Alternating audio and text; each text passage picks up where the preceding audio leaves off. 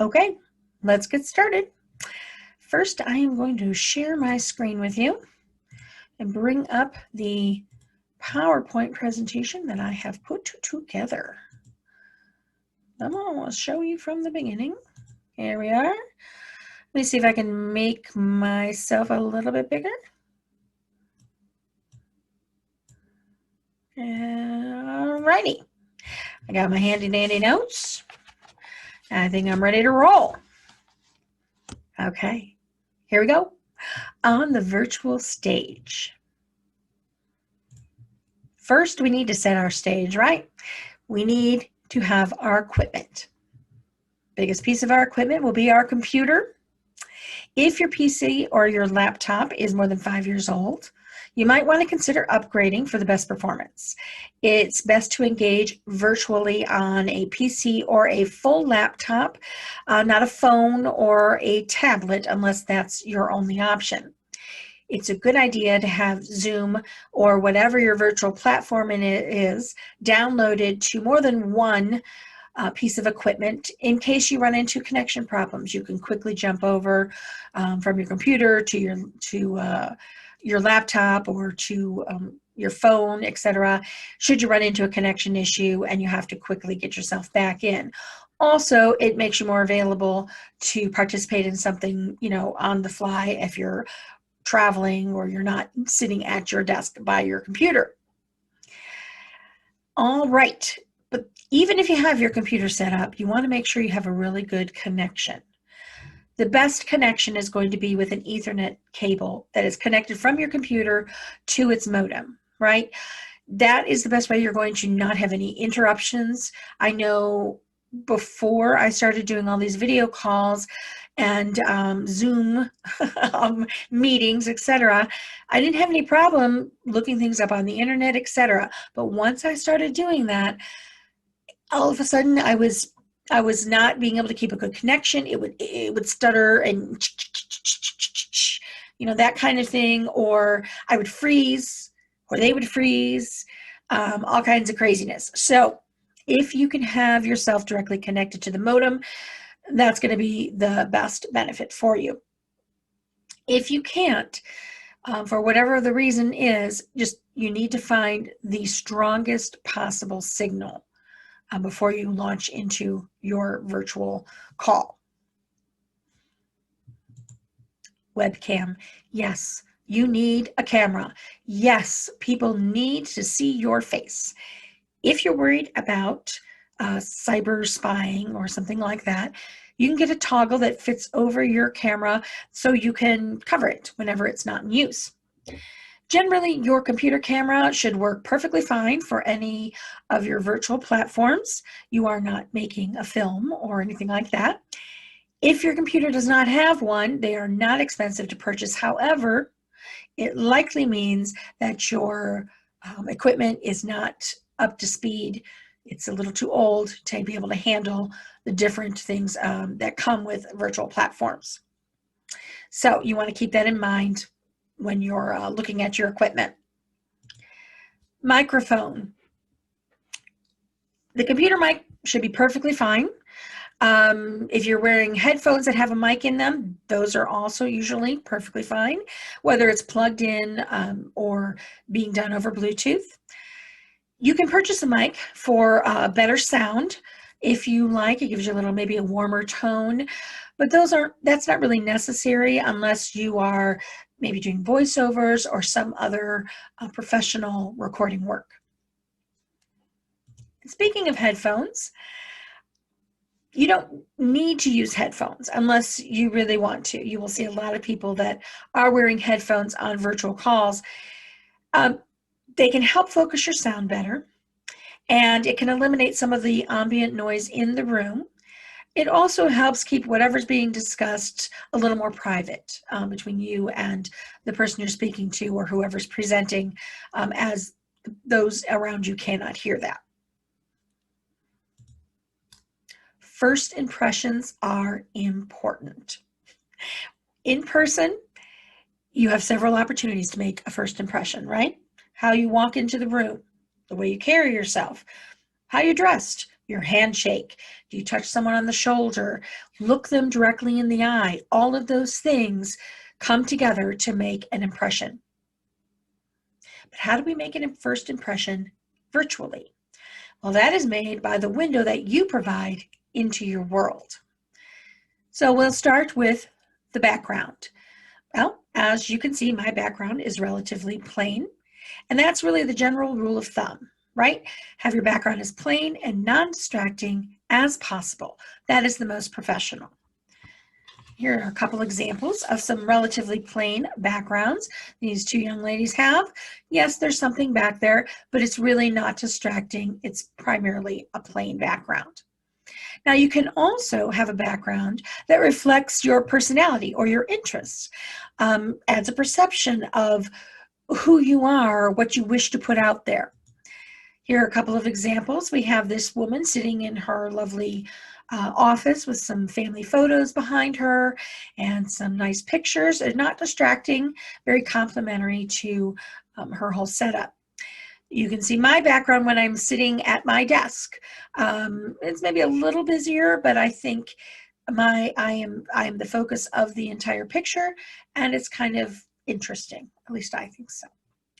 You will see a lot of the late night host talk shows had to come up with a background to have their at-home studio. This is Stephen Colbert's in his house. You see the bookcase, you see his little sign back behind there, and it makes it look nice and cozy. Bookcases are pretty popular for backgrounds. I don't know, maybe people think it makes them look smart or something, but they usually are interesting as well as not being distracting. Now, what about virtual backgrounds? Well, they can be fun, but they don't really look very professional. I mean, obviously, you're not on an island, you know, in the middle of the ocean with palm trees or floating over this looks like a farm that's in the middle of a forest or trees, etc. Clearly, we know that's not where you are. Yeah, they can be fun. But also keep in mind that very often the edges of you tend to come in and out of the background, green screen themselves sometimes, so it's not a clear picture of you in many cases. All right, quiz time. Which backgrounds work and which ones do not? Here's our first example. I'm thinking we can all agree that this background is a little bit cluttered. No good. Sample number 2, that's that very same virtual background. Maybe everybody's on the same island. How about this background here? Now, it's not plain, but it is visually and aesthetically pleasing. It's interesting, but I don't feel like it's distracting. So I give that one a thumbs up. Here's a background. Again, the bookcases are there, but everything behind her recedes and she's front and center. So that one I also give a thumbs up. Don't have dad standing in the background, or husband, or child, or whomever. No. We want to see your pretty face. Yes, we do.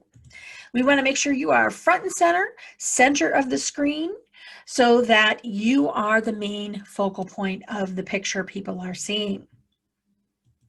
Oh, there I went. Oftentimes, people have their camera on one device, and what they're actually looking at, the screen that has, you know, all the other people participating, is on another device. That causes you to be looking at this and not at the camera. You want to look at the camera. That's the place you want to look, not off to the side. Don't cut off your chin and your mouth. You know, it takes a little more time to process when you hear someone speaking, or when someone's explaining something to you, or you're showing someone something over a computer interface. So people need more time to think it through, more time to process. Being able to see your lips as you speak makes that a lot easier. So don't cut off your face. Don't get in too close or cut off the top of your head. It's just creepy, right? Don't have your camera too high where you are looking up into it, because when you look up into it, it makes everything kind of out of whack, gives everything a funky, I don't know, disproportionate look to it, and that can be distracting. And whatever you do, don't put the camera underneath you. Whether or not you have double chins before, you'll have them now. Okay, get rid of that picture. Okay, here we go. Quiz number 2. Let's see who has got face in the game. Here's our first example. What do we think about this one? Well, she's not the center of the picture. She certainly doesn't look very interesting. And it's the center of this picture is actually the window. So, how about this young lady here? Oh, there's several things wrong with this one, I think. First of all, she's off to the side. Second of all, it's coming from underneath her, which kind of makes it look like she's in some weird fun house in the back. Everything's out of whack. Here's an example. Here we have the bookcase in the background. There you are. But she's front and center, and the stuff in the back is not distracting. So she gets a thumbs up. How about this example here? Well, there's quite a bit of stuff in the background, but it doesn't really distract me. However, she is looking off to the side at another device. So, you know, that one makes me think, nope. Here we have an example similar to the one I showed earlier. And she's dead center in the middle of the picture, looking straight ahead at the camera and not a lot of distracting background. So good job. No, we do not want to see up your nose. Thank you very much. And please don't come so close in that you now look like some strange monster with your face spreading out in some awkward way as you get too close to the camera. All right, lights, please. Now, even though you're not technically, on stage, lighting is important. And it's a very important element of your virtual world. You always want to light from the front. That is what highlights your face and lets the background recede, as this example is shown here. If you light from the back, this is what happens. You end up getting completely shadowed out and you don't see your face at all. You don't want to light from the side, right? Because then that only highlights half of your face and that looks very distorted. You want to use natural lighting if you can. If you need to use a light, which of course sometimes you will, if it's the evening, for example, you will have to have lights on, but you want it to be soft lighting. And you don't want us to see the light fixture. If we see the light fixture, it can cause a glare or a pop in the image itself. If you wear glasses, as I do, you want to make sure that you are looking straight ahead, because if you tilt your head up, as it shows in this picture and as I'm doing now, you will see the reflection of the light that is sitting in front of me, right? You can also sometimes see the reflection of the screen, the computer screen itself. So it's something you want to double check and try to keep yourself mindful of that as you are participating or presenting. There are several different lighting options. If you don't have good lighting in the room you're in, I use one very similar to this circle one here. As you can see, it's got different levels of lighting. It's got warm light, it's got cool light, so that you can adjust to what's happening around, what the rest of the room is like. The small square one is really nice. It gives a nice soft lighting, and it attaches to the back of your laptop and peeks right over the top. That's a great idea. It's very portable. It's very simple. It's not expensive at all. But for me, it didn't make the light high enough where it didn't reflect in my glasses. So I went with the other option. All right, makeup and costume. Basic grooming is required. I understand that we're at home possibly, or we might still have our pajamas on. in some way. But we want to make sure that we are presentable. Take a little peek in the mirror. Maybe run a comb through that hair. A little bit of gel, a little bit of mousse. I don't know, something.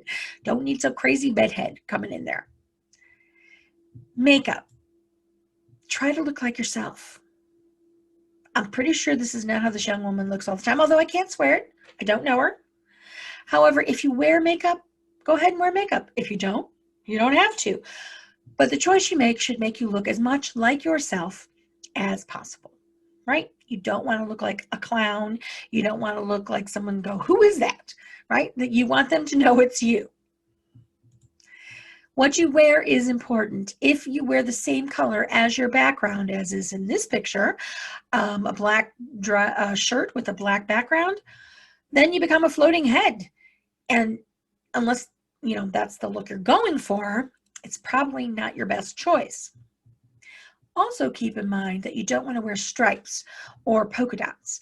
They tend to strobe with the combination of the camera and the lighting, as this is a plain pinstriped shirt.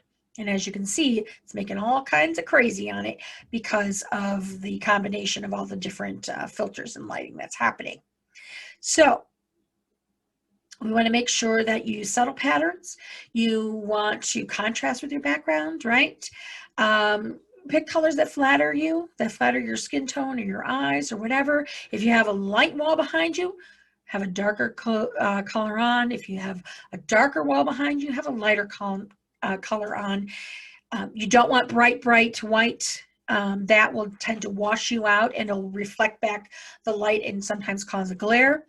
And you don't want, dark black, because that can make you look like a blob. You can't see a lot of definition in that. Never go on stage without first doing a sound check if you are using microphones, which of course you will be when you're using a virtual platform. The microphone, as I said earlier, if you use the one in your computer or on your headphones, those are generally fine. The one that I use looks very similar to that one. Here, I will show you. Mine's red, which is even more fun. This helps, can help focus the sound, can help warm it up a little bit. I use this for voiceover work and recording podcasts and things like that. But like I said, your regular microphone on your computer is usually perfectly fine for these purposes. You want to warm up before you start your presentation or speaking.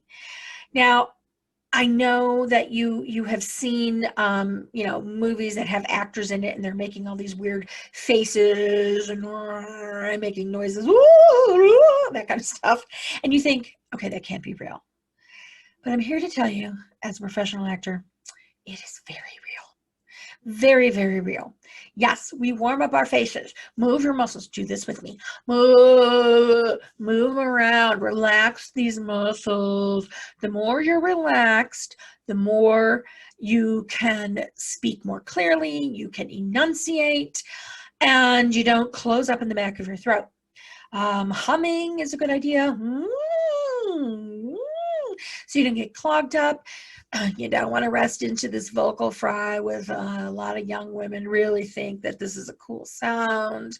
Somehow makes them sound, I don't know, super cool some way. No, wrong. Don't do it. It's clearly fake. People don't speak that way. Now, warming up your vocal cords, loosening up, yawning can open up back here. This helps you maintain your volume and your clarity. You want to speak up. Women very often are softer speakers than men in public. It's part of our cultural conditioning, right? But we don't want to participate in that. We want to be heard. It's important to be heard. So you want to speak loudly, not yelling, not yelling. You don't want to make people have to work hard to hear you. Right? It is a lot easier to turn you down than it is to turn you up. So please don't do that to people. Don't make them wish that they had that closed caption option on their virtual call. Clarity. Be clear. Speak clearly. Be precise. Use your consonants. Pacing. Don't talk too quickly. Don't talk too slowly, right? Remember that even though they see your face, that video barrier interferes with the processing speed of someone understanding what it is you're saying, what they're seeing, and what they're hearing. So if you keep your pacing at a medium level, people have time to process that without trying to catch up with what the next thing is that you said. If you speak too slowly, it can seem as though there might be a problem with the computer or the recording or something like that, or that you think that they're stupid. If you speak too fast, then it's really hard for people to understand what you're saying, and then they can't follow you. And then the next thing they're going to record that and hopefully rewind so I can hear that again. Try to keep your pacing right in the middle, right? All right. Power of the pause. Talked about that processing. Allowing space between changing topics, between going to the next thing, allows people to have that time to hear what you said and process that information. So don't be afraid to use the pause. Of course, don't pause so long that you have to look like something went wrong with your computer, right? So be smart about that. Body language and movement. Yes, you need to move your body. Obviously, we're not going to see your whole body generally, but we do want to see some movement. We want to see some life happening there. As a presenter, you want to keep your eyes bright. You want to keep them into the camera. People think and understand you're engaged, that what you're sharing with them you think is important, that you want to be sharing it with them, that you enjoy doing this, right? You want to smile. You don't have to have the big all the time, of course, but even the smallest smile, like you can see in this example of this young man here, it actually helps open the back of your throat. And it warms up your voice. It makes you sound friendly. It makes you sound excited about what you're talking about and that sort of thing. Gestures you want to keep inside the box, right? As you can see, this young woman has an example. I'm trying to do that myself. I'm a big gesturer, so I'm going to try to keep mine inside the box. It's something I continually work on. Posture, sitting up straight, of course, makes everyone understand that you are there. You think that what's going on is important, that you are interested in it, or that you're interested in conveying it. When you're not having your posture and you're just sitting and leaning back, we start to think you don't care, right? And even if you don't care, you got to fake it, right? That's what you got to do. All right. Now, while we're looking at these two pictures, let's consider some of the things that we just talked about. Backgrounds, for example. Both of these backgrounds are not distracting. One is obviously perfectly plain, but the young woman's has a pattern. However, it is not a distracting pattern. And in fact, the warm color, along with the contrasting color of her blouse, is very flattering to her skin tone, right? The young man himself, he has some color on him as well, and that type of green turquoise teal goes really well with brown eyes, which both of these people have. So they are good examples for us to follow. As a listener, your body language is important as well. You want to look like you're listening, like you care about what's happening, right? And you don't want to look like you had a technical issue and you froze, and now we don't know if you heard what we were saying. So little things like leaning to the side, nodding your head, putting your head on your hands, those kind of things sort of send the signal that you are hearing what is being said. And that's important. You'll find it important when you are doing a presentation to understand that people are hearing you, because you can't always tell in little small boxes that are across your screen. Again, maintain your posture so we know that you are interested in what's happening. Eyes on the presenter, not all over the room, not, oh, what's happening over there? Hey, get away from there, dog. Get away from that. No, don't do that. And if you are unfortunate as I am, that when you're just sitting there listening and not thinking about your expression, I look like this.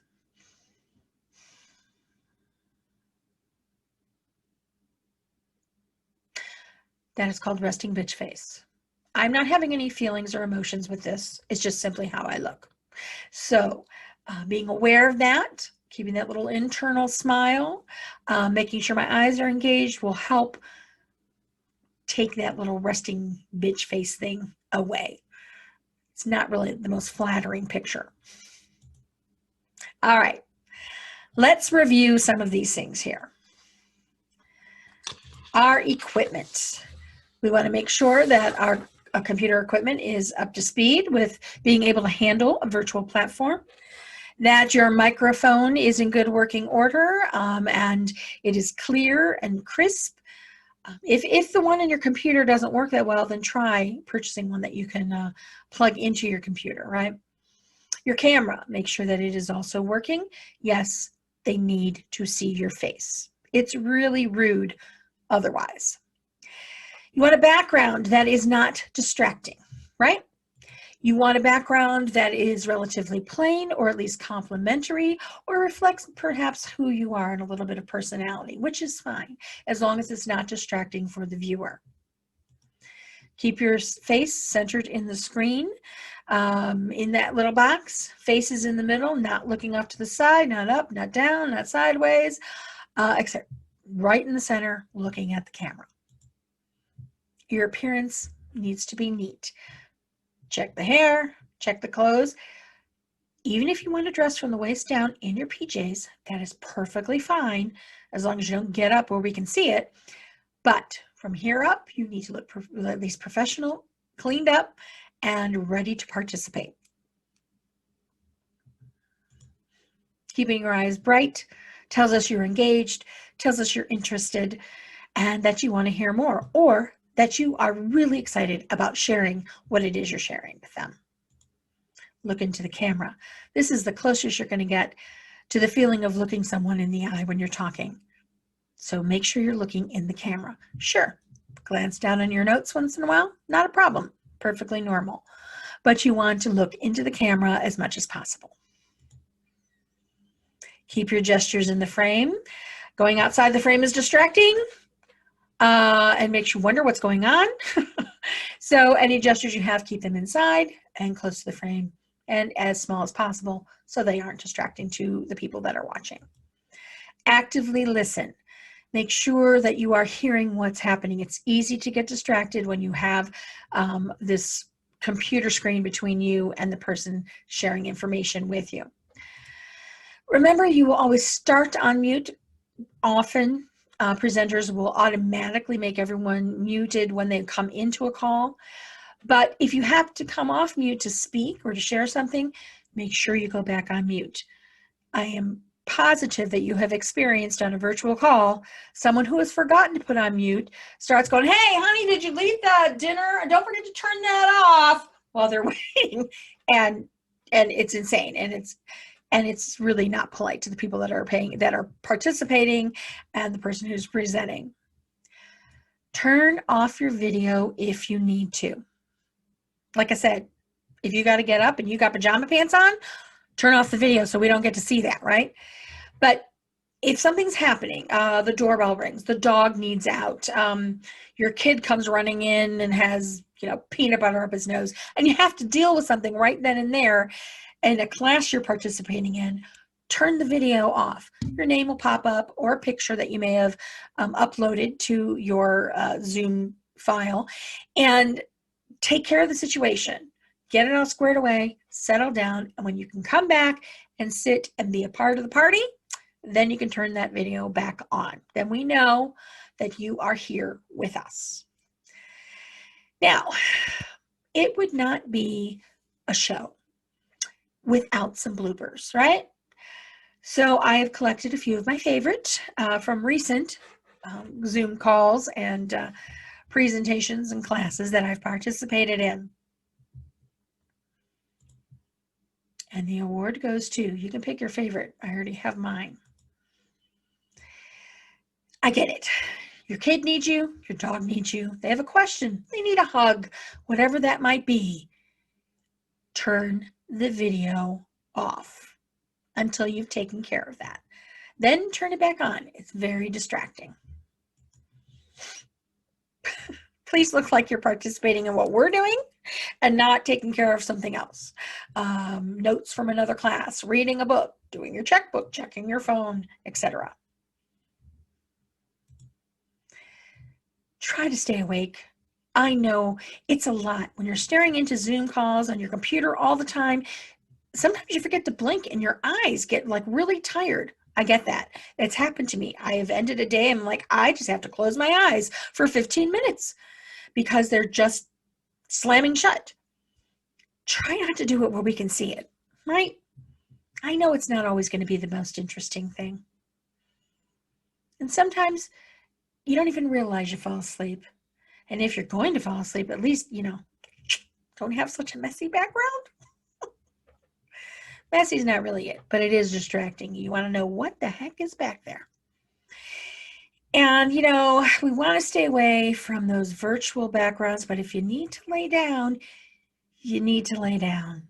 Please turn the video off. Don't add a virtual background and think, oh, that makes it better, because it doesn't.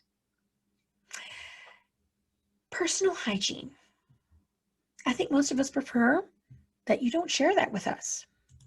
As this woman here clearly is taking care of her cuticle issue, as we are all watching her do this, while she's listening to whatever's going on. Although she does have a bookcase in the background.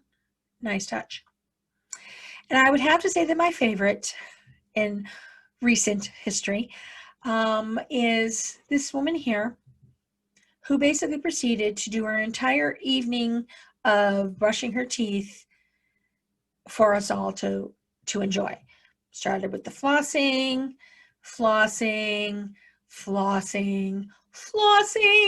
and then brushing and brushing. As you see, she leaned over because she dropped something. You can see the toothbrush coming out of her mouth. Brushing, swishing, spitting. This went on. I mean, she did it right. She did those, whatever it is, 2 minutes, sing happy birthday, 2 times, 3 times, your ABCs, whatever that is. Oh yeah, she did it right. And we all got to watch. It was awesome. So now you know better, right? This does not have to be you. Do your best to not let this happen to you. I want to thank you for having me here today. I am happy to hang out and answer some questions for you.